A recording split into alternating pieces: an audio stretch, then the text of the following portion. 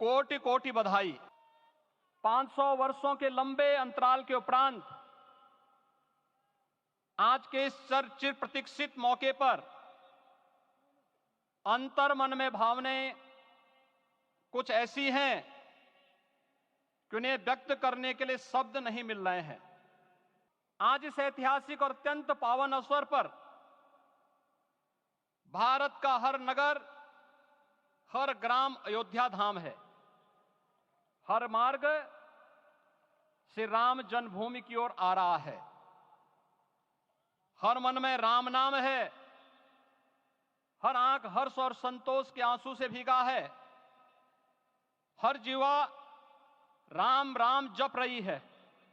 रोम रोम में राम रमे हैं। पूरा राष्ट्र राममय है। ऐसा लगता है हम त्रेता युग में आ गए हैं। आज रघुनंदन राघव रामलला हमारे हृदय के भावों से भरे संकल्प स्वरूप सिंहासन पर विराज रहे हैं। आज हर राम भक्त के हृदय में प्रसन्नता है, गर्व है और संतोष के भाव हैं। आखिर भारत को इसी दिन की तो प्रतीक्षा थी। भाव विभोर कर देने वाली इस दिन की प्रतीक्षा में लगभग 5 शताब्दी व्यतीत हो गई। दर्जनों पीढ़ियां अधूरी कामना लिए इस धराधाम से साकेत धाम में लीन हो गई, किंतु प्रतीक्षा और संघर्ष का क्रम सतत जारी रहा। श्री राम जन्मभूमि संभवतः विश्व में पहला ऐसा अनूठा प्रकरण होगा जिसमें किसी राष्ट्र के बहुसंख्यक समाज ने अपने ही देश में अपने आराध्य की जन्मस्थली पर मंदिर निर्माण के लिए इतने वर्षों तक और इतने स्तरों पर लड़ाई लड़ी हो। संतों, सन्यासियों, पुजारियों, नागाओं, निहंगों, बुद्धिजीवियों, राजनेताओं, जनजातियों सहित समाज के हर वर्ग ने जाति पाति, विचार दर्शन, उपासना पद्धति से ऊपर उठ करके राम काज के लिए स्वयं को उत्सर्ग किया। अंततः वह शुभ अवसर आ ही गया जब कोटि कोटि आस्थावानों के त्याग और तप को पूर्णता प्राप्त हो रही है। आज आत्मा प्रफुल्लित है इस बात से कि मंदिर वही बना है जहां बनाने का संकल्प लिया था। संकल्प और साधना की सिद्धि के लिए हमारी प्रतीक्षा की इस समाप्ति के लिए और संकल्प की पूर्णता के लिए आदरणीय प्रधानमंत्री श्री नरेंद्र मोदी जी का हृदय से आभार और अभिनंदन।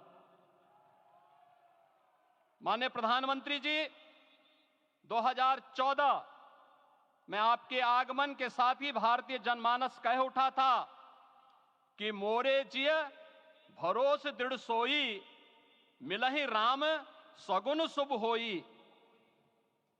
अभी गर्भगृह में वैदिक विधि विधान से रामलला के बाल विग्रह के प्राण प्रतिष्ठा को हम सब साक्षी बने हैं। अलौकिक छवि है हमारे प्रभु की, बिल्कुल वैसे ही जैसे तुलसीदास जी ने कहा कि नव कंज लोचन कंज मुख कर कंज पद कंजारुणम। धन्य है वह शिल्पी जिसने हमारे मन में बसे राम की छवि को मूर्त रूप प्रदान किया है। विचारों और भावनाओं की विहलता के बीच मुझे पूज्य संतों और अपनी गुरु परंपरा का पुण्य स्मरण हो रहा है। आज उनकी आत्मा को असीम संतोष और आनंद की अनुभूति हो रही होगी। जिन परंपराओं की पीढ़ियां श्री राम जन्मभूमि मुक्ति यज्ञ में अपनी आहुति दे चुकी है, उनकी पावन स्मृतियों को मैं यहां पर कोटि कोटि नमन करता हूं। श्री राम जन्मभूमि महायज्ञ न केवल सनातन आस्था और विश्वास की परीक्षा का काल रहा, बल्कि संपूर्ण भारत को एकात्मता के सूत्र में बांधने के लिए राष्ट्र की सामूहिक चेतना जागरण के ध्येय में भी सफल सिद्ध हुआ है। सदियों के बाद भारत में हो रहे इस चिर प्रतीक्षित नवविवाह को देख अयोध्या समेत पूरा भारत का वर्तमान आनंदित हो उठा है।